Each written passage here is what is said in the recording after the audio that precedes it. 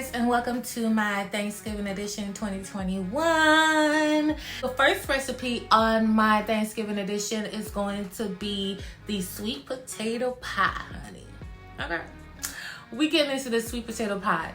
And so, as you guys already know, I'm very extra. So I elevated the sweet potato pie like I do every other year. As usual, you already know we gotta get to this commercial break. The coldest water bottle.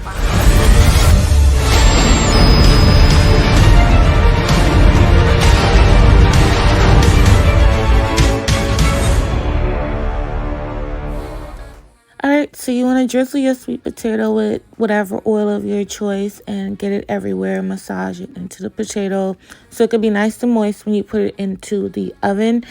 And then next, I'm going to start using my knife. You can use a fork and just poke holes all into it just to get it to cook faster and, so the steam can come out. And then I'm going to cover it and pop it in the oven and act like it don't even exist. Because I feel like when I watch it or wait on it, it takes forever. These are the rest of the ingredients that you'll need. I have carnation milk, brown sugar, cinnamon, vanilla, nutmeg, imitation butter flavoring. And I'm also going to use another type of sugar. If you have granulated sugar, use that, but I only had cane sugar. And this is the butter extract. I got it from the Kroger supermarket, as well as, of course, the eggs. I forgot to have it out. Once the potatoes are cooked and cooled,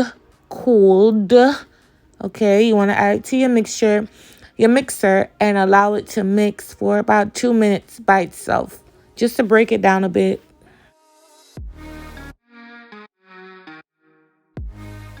Alright, so now I'm going to start adding the brown sugar and the cane sugar, as well as my cinnamon and my ginger and my nutmeg. Now, you guys, I'm going to give you a recipe for the spices and everything, of course, like I usually do. However, as you know, everything is to taste. You might like it very cinnamony. That's not even a word, child. You might like a lot of vanilla, a lot of cinnamon, and a lot of nutmeg. I might like it just right, moderate. So you just make sure you taste your mixture before you add the eggs, which I'm about to do because I'm going to mix all this up before I add the eggs. Next, I'm going to, after I'm done, I'm going to mix it up just like I'm doing here. And then I tasted it and I liked it. So then I added the milk and the eggs, and then that's it. It's so easy to make. You can't mess it up, literally. You literally cannot mess it up. And you're just pouring.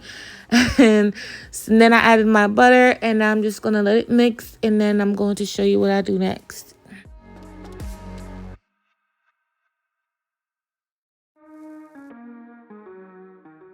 We're working smarter, not harder. I got this crust straight out of the Kroger supermarket. You want to make yours from scratch? Go right ahead. I popped it in the oven at 400 degrees for 5 minutes only. And now I'm going to add my filling down in here. You kind of don't have to even do that first step. I just like to get a head start on the crust because I like it crusty.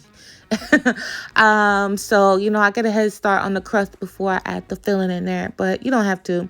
Now, y'all, I thought I had the camera on when I broke down the graham crackers. We're now working on the topping, and I wasn't, but everything will be in my description box. But to your mixer, you want to add graham crackers, cinnamon, butter, and pecans, and this is the topping. And yeah, that's pretty much it. And it's optional, by the way. You don't have to use this topping. I'm giving you guys options. However, this is not a situation of options with me because I'm not making the sweet potato pie without the topping. I really like it. Now, right here, you would stop right here. You would continue to bake it, of course, because it's not done. This is just halfway done.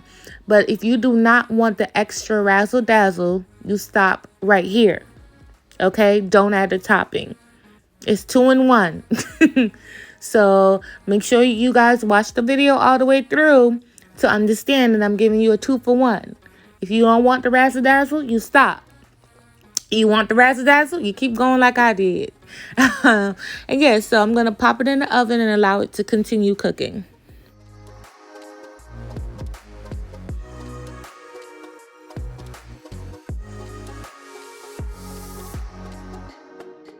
However, The extraness and the toppings and the this and the that are 100% optional. This is just my way of elevating it. I like textures. I like complexity to certain things that we're used to. And so I do that. This is how the pie looks once you take it out the oven. It's nice and golden. It's crispy on the edges. The topping is also crisp. And so, you know, like I said, it's optional, but I really, really like it. And I suggest that you do it. However, you don't have to. I know a lot of people, they just prefer plain sweet potato pie. And there's nothing wrong with that. But, you know, now you have options. You know what I mean? So this is what it looks like. It's perfect. Like, I can't, like, look at it. Like, I can't. It's not overly sweet. It's nice and flaky. The filling is super delicious. And this is just my favorite way to make it. And so this is what the inside looks like from where I cut it. I did let this set for about a few hours. I left it alone to cool, and then I had it in the refrigerator because I prefer it, you know, cold, or, you know, it's up to you.